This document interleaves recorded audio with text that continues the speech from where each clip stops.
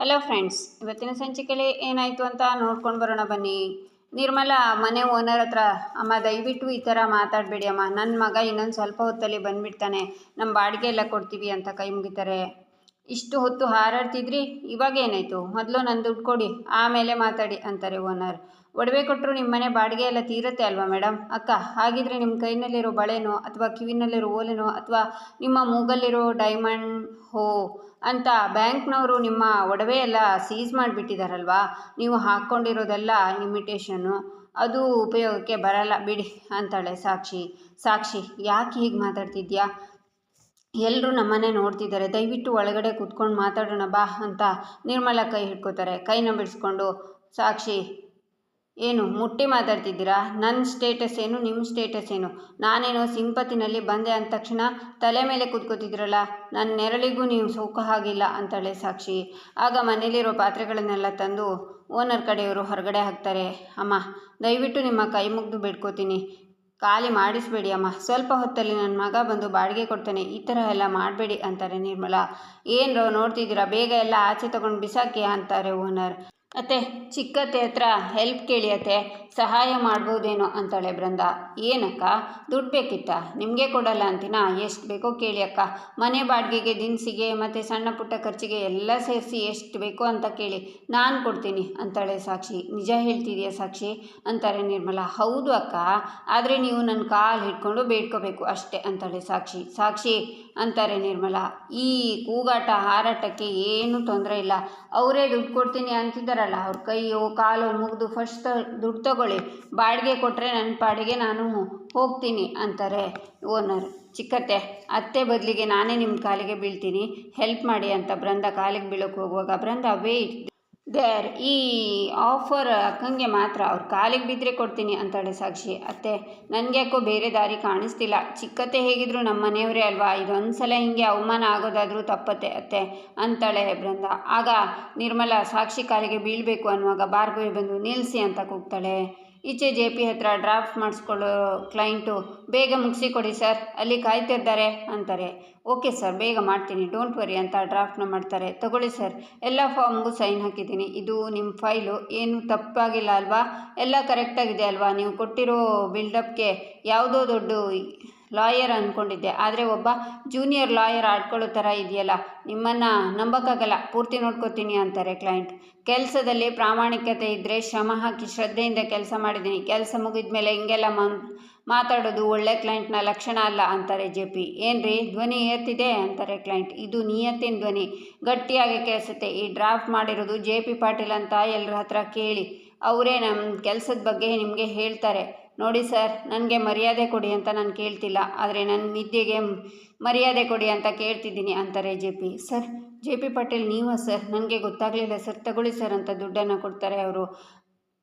ಸಾತ್ವಿಕ್ ಅದನ್ನೆಲ್ಲ ನೋಡ್ತಾ ನಿಂತಿರ್ತಾನೆ. ಆಗ ಜೆ ಪಿ ಪಾಟೀಲ್ ದುಡ್ಡನ್ನು ಎಣಿಸ್ತಾರೆ. ಅವರ ಹತ್ರ ಬಂದು, ಎಷ್ಟೊಂದು ದುಡ್ಡು ನೋಡಿರೋ ನೀವು, ಆಫ್ಟರ್ ಆಲ್ ಜುಜುಬಿ 2000ಕ್ಕೆ ಖುಷಿ ಪಡ್ತಿದ್ದೀರಾ ಸರ್ ಅಂತಾನೆ ಸಾತ್ವಿಕ್.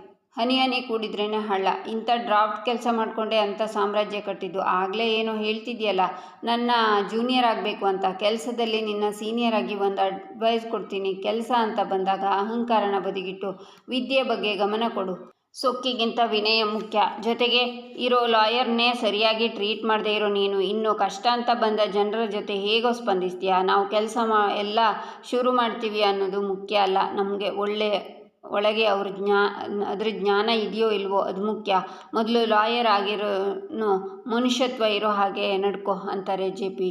ಸಾತ್ವಿಕ್ ಹೋಗ್ತಾನೆ. ಇವತ್ತಿನ ಈ ಸಂಪಾದನೆ ಕೋಟಿಗಿಂತ ಹೆಚ್ಚು ಅಂತ ದುಡ್ಡನ್ನು ಕಣ್ಣಿಗೆ ಹೊತ್ಕೊಂಡು ಜೇಬಿಗೆ ಹಾಕ್ಕೋತಾರೆ ಜೆ ಪಿ. ಈಚೆ ಭಾರ್ಗವಿ, ಏನು ನಡೀತಿದೆ ಇಲ್ಲಿ ಅಂತಾಳೆ. ಬಾಡಿಗೆ ದುಡ್ಡು ಕೇಳಿದರೆ ದುಡ್ಡು ಕಳೆದು ಹೋಯ್ತು ಅಂತ ನಾಟಕ ಆಡ್ತಾ ಇರೋದಲ್ಲದೆ ನನ್ನ ಮೇಲೇ ಜಗಳ ಮಾಡ್ತಿದ್ದಾರೆ, ಅದಕ್ಕೆ ಮನೆಯಿಂದ ಆಚೆ ಹಾಕ್ತಿದ್ದೀನಿ ಅಂತಾರೆ ಓನರ್. ಮನೆ ಬಾಡಿಗೆ ಕೇಳೋದು ನಿಮ್ಮ ಹಕ್ಕು, ಅದನ್ನು ನಾವು ಕೊಟ್ಟೇ ಕೊಡ್ತೀವಿ, ಹಾಗಂತ ಏಕಾಏಕಿ ಬಂದುಬಿಟ್ಟು ಮನೆ ಖಾಲಿ ಮಾಡಬೇಕು ಅಂದರೆ ಏನರ್ಥ ಮೇಡಮ್ ಅಂತಾಳೆ ಭಾರ್ಗವಿ. ಟೈಮ್ಗೆ ಸರಿಯಾಗಿ ಬಾಡಿಗೆ ಕೊಡದೇ ಇದ್ದರೆ ಮನೆಯಿಂದ ಆಚೆ ಹಾಕದೆ ಇನ್ನೇನು ಸನ್ಮಾನ ಮಾಡ್ತಾರಾ ಅಂತಾರೆ ಓನರ್. 1-2 ದಿನ ಹೆಚ್ಚು ಕಮ್ಮಿ ಆದರೆ ಸಮಸ್ಯೆ ಆಗಬಾರ್ದು ಅಂತಾನೆ ಒಂದಿಷ್ಟು ದುಡ್ಡನ್ನು ಅಮೌಂಟ್ ಅಂತ ಅಡ್ವಾನ್ಸ್ ತಗೊಂಡಿರ್ತೀರ. ಒಂದು ವೇಳೆ ಮನೆ ಖಾಲಿ ಮಾಡಲೇಬೇಕು ಅಂದರೆ 1 ತಿಂಗಳು ಮುಂಚೆನೇ ನೋಟಿಸ್ ಕೊಡಬೇಕು. ಹಾಗಂತ ರೂಲ್ಸ್ ಇದೆ, ಆ ರೂಲ್ಸ್ ಬಗ್ಗೆನೂ ನಿಮಗೆ ಗೊತ್ತಿರಬೇಕು ಅಲ್ವಾ ಅಂತಾಳೆ ಭಾರ್ಗವಿ. ಇಷ್ಟೆಲ್ಲ ಮಾತಾಡೋ ಬದಲು ಬಾಡಿಗೆ ಕೊಟ್ಟಿದ್ರೆ ನನ್ನ ಪಾಡಿಗೆ ನಾನು ಹೋಗ್ತಿದ್ದೆ ಅಂತಾರೆ ಓನರ್. ಆಗ ಭಾರ್ಗವಿ ಬ್ಯಾಗಿಂದ ದುಡ್ಡು ತೆಗೆದು ತಗೊಳ್ಳಿ ಅಂತ ಕೊಡ್ತಾಳೆ. ಭಾರ್ಗವಿ ಸೀನಾ ಬನ್ರೋ ಅಂತ ಓನರ್ ಹೋಗ್ತಾರೆ. ಸಾಕ್ಷಿ ಕಳ್ಳನ ಥರ ಹೊರಡುವಾಗ ಚಿಕ್ಕತ್ತೆ ಅಂತಾಳೆ ಭಾರ್ಗವಿ. ಸಾಕ್ಷಿ ನಿಂತ್ಕೋತಾಳೆ. ಮನೆ ಬಾಗಿಲವರೆಗೂ ಬಂದಿದ್ದೀರಾ, ಮನೆಯೊಳಗೆ ಬರಲ್ವಾ? ಅದು ಸರಿ ಬಿಡಿ, ನೀವೆಲ್ಲ ನಮ್ಮಂಥವ್ರ ಮನೆಗೆ ಎಲ್ಲಿ ಬರ್ತೀರಾ? ನಿಮ್ಮ ಸ್ಟೇಟಸ್ಗೆ ತಕ್ಕನಾಗೆ ಕಳ್ಳರು ಕದೀಮ್ರ ಮನೆಗೆ ಮಾತ್ರ ಹೋಗ್ತೀರಾ. JP ಪಾಟೀಲ್ ಮನೆಗೆ ಬರೋದಕ್ಕೆ ಒಂದು ಯೋಗ್ಯತೆ ಬೇಕು, ಅದು ನಿಮಗಿಲ್ಲ ಅಂತಾಳೆ ಭಾರ್ಗವಿ ಮಾತಿನ ಮೇಲೆ ನಿಗಾ ಇರಲಿ ಅಂತಾಳೆ ಸಾಕ್ಷಿ. ಹುಷ್, ಇನ್ನೊಂದು ಮಾತಾಡಿದ್ರು ನಾನೇ ನಿಮ್ಮ ನಾಲ್ಗೆನ ಸೀಳ್ಬಿಡ್ತೀನಿ. ಅದು ಯಾವ ಧೈರ್ಯದಿಂದ ನಮ್ಮ ಅತ್ತೆನ ನಿಮ್ಮ ಕಾಲಿಗೆ ಬೀಳೋಕ್ಕೆ ಹೇಳಿದ್ರಿ? ಇನ್ನೊಂದು ಸರ್ತಿ ಹೀಗೆ ಮಾಡಿದರೆ ನಿಮ್ಮ ಕಾಲು ಕಿತ್ತನ್ನು ಅತ್ತೆ ಕೈಗೆ ಕೊಡ್ತೀನಿ, ಹುಷಾರ್. ನಂಬಿಕೆ ದ್ರೋಹ ಮಾಡಿರೋ ನಿಮಗೆ ಎಷ್ಟು ಕೊಬ್ಬಿರುವಾಗ ಇನ್ನು ಸ್ವಾಭಿಮಾನದಲ್ಲಿ ಬದುಕ್ತಾ ಇರೋರು ನಾವು, ನಮಗೆ ಇನ್ನೆಷ್ಟು ಧೈರ್ಯ ಇರಬೇಡ? ಇನ್ನೊಬ್ಬರ ದುಡ್ಡನ್ನು ಕಿತ್ತು ತಿಂದಿರೋ ನೀವೇ ಈ ಥರ ತಲೆ ಎತ್ಕೊಂಡು ಓಡಾಡ್ತಿದ್ದೀರಲ್ಲ, ನಾಚಿಕೆ ಆಗಬೇಕು ನಿಮ್ಮ ಜನ್ಮಕ್ಕೆ ಅಂತಾಳೆ ಭಾರ್ಗವಿ. ಅತಿಯಾಯಿತು ಭಾರ್ಗವಿ ಅಂತಾಳೆ ಸಾಕ್ಷಿ. ಅದನ್ನೇ ನಾನು ಹೇಳ್ತಿರೋದು, ಮನೆ ಕೆಲಸದವ್ರು ಮನೆ ಮಾಲೀಕರ ಹತ್ರ ಬಂದು ಹೀಗೆ ಎಗರಾಡೋದು ತುಂಬಾ ಅತಿಯಾಯಿತು. ಅದು ಎಷ್ಟು ಅಂತ ನಮ್ಮ ಮಾವ ದುಡ್ಡಿರೋ ದುಡ್ಡಲ್ಲೇ ಬದುಕ್ತೀರಾ? ನೀವು ಸ್ವಲ್ಪ ದುಡಿರಿ, ಸ್ವಲ್ಪ ಸ್ವಾಭಿಮಾನದಲ್ಲಿ ಬದುಕಿ. ಅದನ್ನು ಬಿಟ್ಟು ಇನ್ನೊಂದು ಸಲ ಏನಾದರೂ ಬಂದು ನಮ್ಮ ಮುಂದೆ ಬಾಲ ಬಿಚ್ಚಿದ್ರೆ ಚಿಕ್ಕತ್ತೆ ಅಂತ ನೋಡಲ್ಲ. ಆದಷ್ಟು ಬೇಗ ಆ ಮನೆಗೆ ಬರ್ತೀವಿ. ಮನೇನ ಚೆನ್ನಾಗಿ ಗುಡಿಸಿ ಒರೆಸಿ ನೀಟಾಗಿ ಇಟ್ಕೊಳ್ಳಿ ಅಂತಾಳೆ ಭಾರ್ಗವಿ. ಸಾಕ್ಷಿ ಅಲ್ಲಿಂದ ಹೋಗ್ತಾಳೆ. ಬೃಂದ ಬ್ಯಾಗ್ ತೊಗೊಂಡು ಒಳಗೆ ಹೋಗ್ತಾಳೆ. ಅತ್ತೆ ಹೀಗಾಗ್ತಿದೆ ಅಂತ ನನಗೊಂದು ಕಾಲ್ ಮಾಡಾದರೂ ಹೇಳೋದಲ್ವ ಅತ್ತೆ ಅಂತ ಅವರನ್ನು ಮುಟ್ಟುವಾಗ ಮಾಡೋದೆಲ್ಲ ಮಾಡಿಬಿಟ್ಟು ಇವಾಗ ನಾಟಕ ಆಡಬೇಡ. ಮನೆ ಬಾಡಿಗೆಗೆ ಅಂತ ತೆಗೆದಿಟ್ಟಿದ್ದ ದುಡ್ಡನ್ನು ತಗೊಂಡು ಹೋಗಿ ಎಲ್ಲರ ಮುಂದೆ ನನ್ನ ಮಾನ ಮರ್ಯಾದೆಯನ್ನು ಕಳೆದು ಕೊನೆಗೆ ನೀನೇ ಬಂದು ಕಾಪಾಡೋ ಥರ ನಾಟಕ ಆಡ್ತಿದ್ಯಲ್ಲ, ಈ ನಿನ್ನ ಹೊಲಸು ಬುದ್ಧಿ ಗೊತ್ತು JPಗೆ ಗೊತ್ತಿಲ್ಲದೆ JP ಕೂಡ ನಂಬ್ಕೊಂಡಿದ್ದಾನೆ ಅಂತಾರೆ ನಿರ್ಮಲಾ. ಅತ್ತೆ ಏನು ಹೇಳ್ತಿದ್ದೀರಾ? ನಾನು ಹಣ ತಗೊಂಡಿಲ್ಲ ಅಂತಾಳೆ ಭಾರ್ಗವಿ. ಮಾತಾಡಬೇಡ, ನಿನ್ನ ಮುಖ ನೋಡೋಕ್ಕೂ ಅಸಹ್ಯ ಆಗ್ತಿದೆ. ನಾನು ಆಚೆ ಕಡೆ ತಲೆ ಎತ್ಕೊಂಡು ಓಡಾಡದೇ ಇರೋ ಹಾಗೆ ಮಾಡಿದ್ಯಲ್ಲ, ಇವಾಗ ಸಮಾಧಾನನ? ನಮ್ಮ ಮನೇಲಿರೋ ಅನಿಷ್ಟ ನೀನು. ಇದೆಲ್ಲ JPಗೆ ಯಾವಾಗ ಅರ್ಥ ಆಗುತ್ತೋ? ಥೂ ಅಂತ ನಿರ್ಮಲಾ ಹೋಗ್ತಾರೆ. ಈಚೆ ಸಾಕ್ಷಿ ಮತ್ತು ಬೃಂದ ಒಂದು ಕಡೆ ಕೂತಿರ್ತಾರೆ. ಚಿಕ್ಕತ್ತೆ, ನಿರ್ಮಲಾ ಅತ್ತೆ ಮುಖ ನೋಡಿದ್ರಾ? ನೀವು ಯಾವಾಗ ನೋಡಿದ್ರು ಬಿಲ್ಡಪ್ ಹಾಕ್ಕೊಂಡು ಓಡಾಡ್ತಿದ್ರು, ಆದರೆ ಇವತ್ತು ಜನರ ಮುಂದೆ ಮರ್ಯಾದೆ ಹೋಗ್ತಿದೆ ಅಂತ ಒಳ್ಳೆ ಹಿಂಗೆ ತಿಂದು ಮಂಗನ ಥರ ಆಗಿತ್ತು ಮೂತಿ. ಮಜಾ ಇತ್ತು ಅಲ್ವಾ ಅಂತಾಳೆ ಬೃಂದ. ಆ ನಿರ್ಮಲಾ ಪಾಟೀಲ್ ನನ್ನ ಕಾಲಿಗೆ ಬಿದ್ದಿದ್ರೆ ಇನ್ನೂ ಸಮಾಧಾನ ಆಗ್ತಿತ್ತು, ಇನ್ನೇನು ಲೆಕ್ಕ ಚುಕ್ತ ಆಗುತ್ತೆ ಅನ್ನುವಾಗ ಆ ಭಾರ್ಗವಿ ಬಂದು ಎಲ್ಲ ಕೆಡಿಸ್ಬಿಟ್ಲು ಅಂತಾಳೆ ಸಾಕ್ಷಿ. ಚಿಕ್ಕತ್ತೆ, ಅತ್ತೆ ಮಾನ ಜನರ ಮುಂದೆ ಆಗಲೇ ಹೋಗಾಗಿದೆ. ಇದೆಲ್ಲದಕ್ಕೂ ಕಾರಣ ಭಾರ್ಗವಿ ಅಂತ ಉಗ್ದು ಉಪ್ಪಿನಕಾಯಿನೂ ಹಾಕಾಗಿದೆ. ಆ ಭಾರ್ಗವಿ ಇನ್ಮೇಲೆ ಏನೇ ಮಾಡಿದ್ರು ಅತ್ತೆ ಕಣ್ಣಿಗೆ ವಿಲನ್ ಆಗೇ ಕಾಣೋದು ಅಂತಾಳೆ ಬೃಂದ. ಆದರೆ ನನ್ನ ಕೋಪ ತಣ್ಣಗಾಗಲಿಲ್ವೇ? ಅಕ್ಕ ನನಗೆ ಕೊಟ್ಟಿರೋ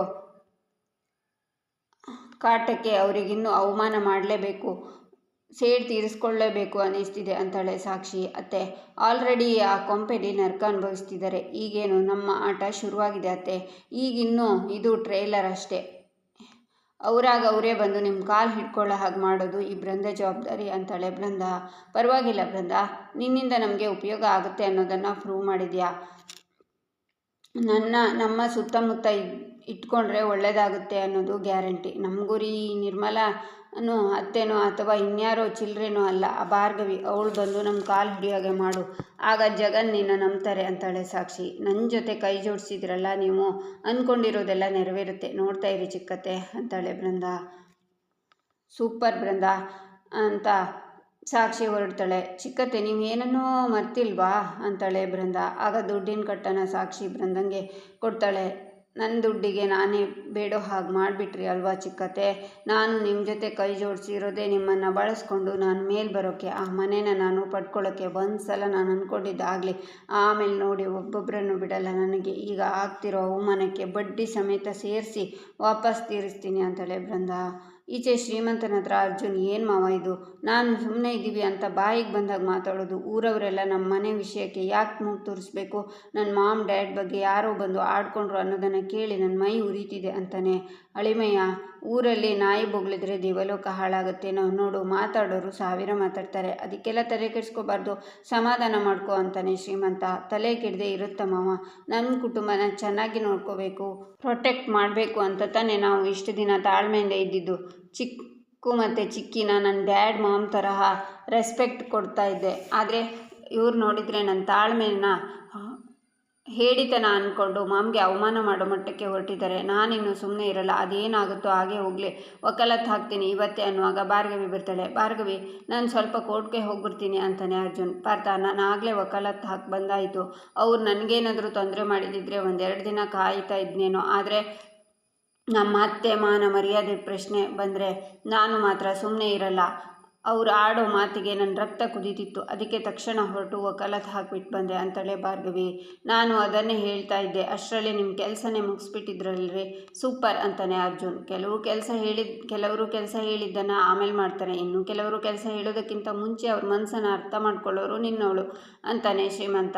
ನನ್ನ ಡ್ಯಾಡ್ ಮಾಮ್ನ ಅಪ್ಪ ಅಮ್ಮನ ಥರ ಕಾಳಜಿ ಮಾಡ್ತಿದ್ದೀರಲ್ಲ, ಆಗಲೇ ಕಣ್ರಿ ಹುಡುಗರು ಬೀಳೋದು ಅಂತ ಯೋಚನೆ ಮಾಡ್ತಾನೆ ಅರ್ಜುನ್. ಆಗ ಒಂದು ಎನ್ವೆಲಪ್ನ ಕೊಡ್ತಾಳೆ ಭಾರ್ಗವಿ. ಏನದು ಅಂತಾನೆ ಅರ್ಜುನ್. ನಾನು ಇನ್ನೊಂದು ಪರ್ಸ್ನಲ್ ಕೇಸ್ ಹಾಕಿದ್ದೀನಿ, ಡ್ರಾಫ್ಟ್ ಎಲ್ಲ ಕರೆಕ್ಟಾಗಿದೆಯಾ ಚೆಕ್ ಮಾಡಿ ಅಂತಾಳೆ ಭಾರ್ಗವಿ. ನೀವು ಬರೆದಿದ್ದೀರಾ ಅಂದಮೇಲೆ ಸರಿಯಾಗಿರುತ್ತೆ ಬಿಡಿ ಅಂತಾನೆ ಅರ್ಜುನ್. ನೋಡಿ ಇದನ್ನೇ ಬೇಡ ಅನ್ನೋದು, ವಕಾಲತ್ತನ್ನು ಓದಿ ಅಂತ ತಂದು ಕೊಟ್ಟರು ಒಳ್ಳೆ ಎಡ್ಬಿಡಂಗಿ ಥರ ಆಡ್ತಿರಲ್ರಿ ಅಂತಾಳೆ ಭಾರ್ಗವಿ. ಏನ್ರಿ ಆವಾಜ್ ಹಾಕ್ತಿದ್ದೀರಾ? ನೋಡು ಮಾವ ಅಂತಾನೆ ಅರ್ಜುನ್. ನಾನು ಪ್ರೀತಿಯಿಂದ ಹೇಳಿದರೆ ಕೇಳಿದ್ರಾ, ಅದಕ್ಕೆ ಹೀಗೆ ಹೇಳ್ತಿದ್ದೀನಿ, ತಗೊಳ್ಳಿ ಅಂತ ಕೊಡ್ತಾಳೆ ಭಾರ್ಗವಿ. ಅರ್ಜುನ್ ತಗೊಂಡು ಅದನ್ನು ಓಪನ್ ಮಾಡಿ ಓದ್ತಾನೆ.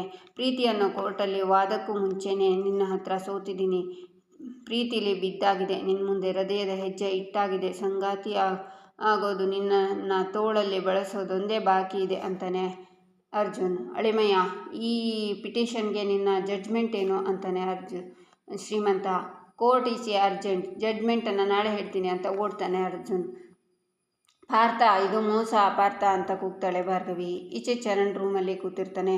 ಆಗ ಬೃಂದ ಬಂದು, ಚರಣ್, ನಡೆದಿದ್ದೇನೋ ನಡೆದೋಯ್ತು, ಆಗಿರೋದಕ್ಕೆ ಬೇಜಾರು ಮಾಡಿಕೊಂಡು ಕೂತ್ಕೊಂಬೇಡ ಅಂತಾಳೆ. ಯಾವುದು ಸುಳ್ಳು ಯಾವುದು ನಿಜ ಅಂತ ಅರ್ಥ ಮಾಡ್ಕೊಳ್ದೆ ದುಡುಕ್ಬಿಟ್ನಲ್ಲ ಬೃಂದ, ಅದನ್ನು ನೆನೆಸ್ಕೊಂಡ್ರೇ ಬೇಜಾರಾಗ್ತಿದೆ ಅಂತಾನೆ ಚರಣ್. ಮನೆಯವ್ರ ಬಗ್ಗೆ ಅರ್ಥ ಮಾಡ್ಕೊಂಡಿಲ್ಲ ಅನ್ನೋದು ನಿನಗೆ ಅರ್ಥ ಆಯಿತು, ಅದು ಬಿಟ್ಟು ಬೇರೆ ಯಾವುದೋ ವಿಚಾರನ ಮರೀತಾ ಇದೆಯಾ, ದುಡುಕ್ತಿದ್ಯಾ ಅಂತ ನಿನಗನಿಸ್ತಿಲ್ವ ಚರಣ್ ಅಂತಾಳೆ ಬೃಂದ. ಯಾವ ವಿಷಯದ ಬಗ್ಗೆ ಹೇಳ್ತಿದ್ಯಾ ಬೃಂದ ಅಂತಾನೆ ಚರಣ್.